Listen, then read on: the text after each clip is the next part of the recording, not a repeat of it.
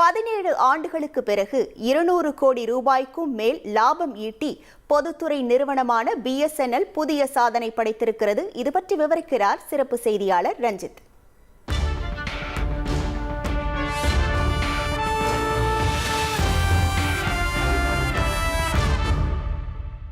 இனி நான் போகிற பாதை சிங்கப்பாதை அப்படின்னு சிவாஜி திரைப்படத்தில் நடிகர் ரஜினிகாந்த் சொல்லக்கூடிய டயலாக் இன்னைக்கு பொதுத்துறை நிறுவனமான BSNLக்கு அப்படியே பலித்திருக்கிறது. சரி, BSNLக்கு என்ன நடந்தது? அதாவது 17 வருஷத்துக்கு பிறகு முதல் முறையாக 262 கோடி ரூபாயை BSNL லாபமாக ஈட்டியிருக்கு.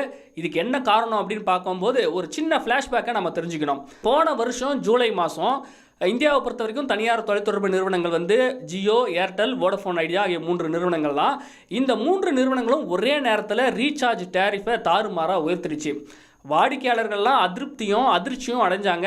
ஆனால் அதே நேரம் வேற எங்கே போகிறது அப்படின்னு வழி தெரியாமல் நின்னப்போ தான் ஒரு நம்பிக்கை வெளிச்சமாக தெரிஞ்சது பொதுத்துறை நிறுவனமான BSNL. ஆனால் அதே நேரம் ரீசார்ஜ் கட்டணங்கள் பிரைவேட்டோட கம்பேர் பண்ணும்போது மிகவும் குறைவு அப்படிங்கிற ஒரே காரணத்தால் பிரைவேட் நெட்வொர்க்லேருந்து விலகி தைரியமாக BSNLக்கு போகிறாங்க. மொபைல் நம்பர் போர்ட்டபிலிட்டி அப்படின்னு இதை சொல்லுவாங்க.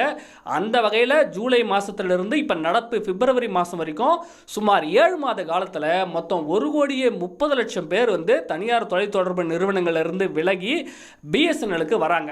இப்போது 17 வருடங்களுக்கு பிறகு 262 கோடி ரூபாயை BSNL லாபமாக ஈட்டுவதற்கான காரணமாக சொல்லப்படுது. BSNL in the earnings announced today has posted a quarterly profit of close to 262 crores. India முழுக்க பார்த்தீங்கன்னா ஒரு 50% மேலே 4G சேவையை கொண்டு வந்துட்டாங்க அப்படின்னு சொல்லலாம். ஸோ இந்த 2 காரணம் தான் BSNL 2024-25 மூன்றாவது காலாண்டில் மட்டுமே, அதாவது 3 மாத காலத்தில் மட்டுமே 262 கோடி ரூபாயை லாபமாக ஈட்டியிருக்கு அப்படின்னு சொல்லப்படுது.